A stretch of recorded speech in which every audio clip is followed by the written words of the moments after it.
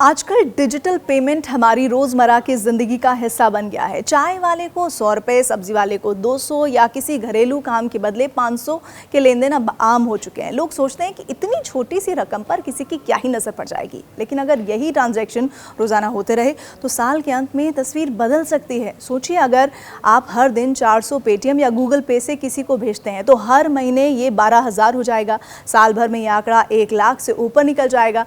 अब अगर ये पैसे किसी सेवा या काम के बदले लिए जा रहे हैं तो इसे आय के रूप में देखा जा सकता है और ऐसे में आईटीआर में इसका जिक्र करना जरूरी है। आयकर विभाग सिर्फ बड़े लेन देन पर ही नहीं बल्कि ट्रांजैक्शंस के पैटर्न पर भी नजर रखता है।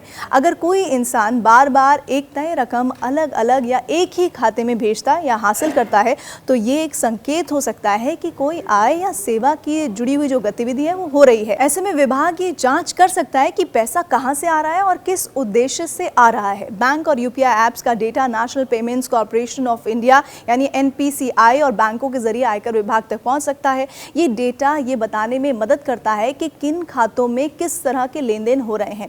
इसीलिए 100-200 की रोजाना पेमेंट भले ही छोटी हो, लेकिन अगर नियमित हो रही है तो वो टैक्स अधिकारियों की नजर में आ सकती है। सिर्फ पेमेंट होना ही टैक्स की वजह नहीं बनता। अगर आपकी कुल आय टैक्स की सीमा से नीचे है तो ऐसे लेन देन को लेकर चिंता करने की कोई जरूरत आपको नहीं है, खासकर जब ये खर्च के तौर पर किए जा रहे हों, जैसे किराना, दूध, सब्जी या घरेलू उपयोग की दूसरी चीज़ें। लेकिन अगर आप किसी सेवा का भुगतान ले रहे हैं, जैसे कि ट्यूशन, फ्रीलांस प्रोजेक्ट या कोई छोटा व्यापार चला रहे हैं, तो ऐसे डिजिटल पेमेंट्स को आय मानकर उसका खुलासा करना ज़रूरी है।